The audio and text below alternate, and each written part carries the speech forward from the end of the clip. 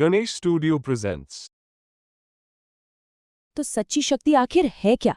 क्या वो हिंसा में है या फिर वीरता में? चलिए, आज हम एक ऐसी ही कहानी की गहराई में उतरते हैं जो इस सदियों पुराने सवाल का जवाब देती है। देखिए, कहा गया है धैर्य के साथ निडरता ही शक्ति है, हिंसा नहीं। मतलब ये जो विचार है ना, ये हमें सिखाता है कि असली ताकत वो गुस्से में या आक्रामकता में नहीं, बल्कि खुद पर काबू पाने में, यानी आत्मनियंत्रण में छिपी होती है। तो चलिए देखते हैं एक पुरानी कहानी इस सच को कैसे सामने लाती है। तो ये सब कुछ शुरू कहाँ से होता है? ये शुरू होता है योग्यता के नियम से। अब ये एक ऐसा दार्शनिक सिद्धांत है जो कहता है कि ऊपर वाले का न्याय वो कोई किस्मत का खेल नहीं है, बल्कि ये पूरी तरह से कमाई हुई योग्यता पर आधारित है। तो फिर सवाल ये उठता है कि एक न्याय करने वाला ईश्वर वो अपने आशीर्वाद कैसे देता होगा? क्या सब कुछ बस ऐसे ही हो जाता है, या फिर इसके पीछे कोई बहुत गहरा तर्क, कोई लॉजिक छिपा हुआ है? इसका जवाब हमें मिलता है योग्यता के सिद्धांत में। देखिए, ये सिद्धांत साफ साफ कहता है कि आशीर्वाद वो सिर्फ दिए नहीं जाते, उन्हें कमाना पड़ता है, अर्न करना पड़ता है। और ऐसा क्यों? क्योंकि जो ये ब्रह्मांडीय संतुलन है ना, उसे बनाए रखने के लिए हर चीज की एक कीमत होनी जरूरी है, जिसे कड़े परिश्रम से चुकाया जाता है। अच्छा, तो योग्यता का ये जो रास्ता है वो 3 बहुत मजबूत पिलर्स पर टिका है। पहला है तपस्या, मतलब अपने मन और शरीर पर पूरा डिसिप्लिन। दूसरा है व्रत, यानी एक मजबूत इरादा और कमिटमेंट। और तीसरा जाहिर है कठिन परिश्रम, मतलब अपने लक्ष्य के लिए जी जान से मेहनत करना। और इन्हीं सब सिद्धांतों का एक जीता जागता उदाहरण है वीर रावणा की कहानी। ये कहानी हमें दिखाती है कि ये दर्शन असल जिंदगी में कैसा दिखता है। तो कहानी है मारवाड़ के एक योद्धा रावणा की। जब उसके राज्य पर हमला होता है तो वो सब कुछ खो देता है, लेकिन बदले की आग में जलने या सत्ता पाने के लालच में पड़ने की बजाय वो एक बिल्कुल अलग, एक असाधारण रास्ता चुनता है। वो जाता है जंगल में, आत्म अनुशासन और तपस्या के मार्ग पर। और उसी जंगल के सन्नाटे में उसकी सबसे बड़ी परीक्षा होती है। एक दिन जब रावणा ध्यान में लीन था तो उसका सामना होता है एक भूखे शेर से, जो उसे अपना शिकार बनाने के लिए बिल्कुल तैयार था। अब सोचिए, उसके सामने एक ऐसा मोड़ था जो उसकी पूरी जिंदगी की तपस्या को परिभाषित कर सकता था। क्या वो एक योद्धा की तरह हिंसा करके अपनी जान बचाएगा, या फिर एक तपस्वी की तरह किसी और ही तरह की वीरता दिखाएगा? और रावणा ने न तो हिंसा को चुना, न ही डर को।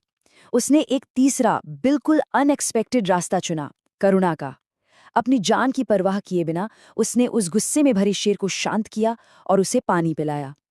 ये एक ऐसा काम था जो ये साबित कर देता है कि असली शक्ति हथियारों में नहीं, बल्कि खुद पर काबू पाने में होती है। अब कहानी में एंट्री होती है एक और किरदार की, जिसका नाम है दुर्जन। और इन दोनों के रास्ते हमें ये दिखाते हैं कि कैसे 2 अलग-अलग चॉइसेस 2 बिल्कुल अलग-अलग नतीजों तक ले जाती हैं। यहाँ पर हम 2 बिल्कुल विपरीत विचारधाराओं को देख सकते हैं। एक तरफ है वीर रावणा, जिसकी शक्ति का स्रोत है आत्म अनुशासन और करुणा, और उसका लक्ष्य है संतुलन को बनाए रखना। वहीं दूसरी तरफ है दुर्जन, जिसकी शक्ति का आधार है लालच और चोरी, और उसका सिर्फ एक ही लक्ष्य है, अपना स्वार्थ। मतलब एक है बनाने वाला तो दूसरा है बिगाड़ने वाला। और जब दुर्जन बिना मेहनत किए ही शक्ति मांगने पहुंचता है तो उसे भगवान शिव से सीधा सा जवाब मिलता है, पुण्य के बिना वरदान नहीं मिलता। ये योग्यता के नियम का एकदम साफ संदेश था।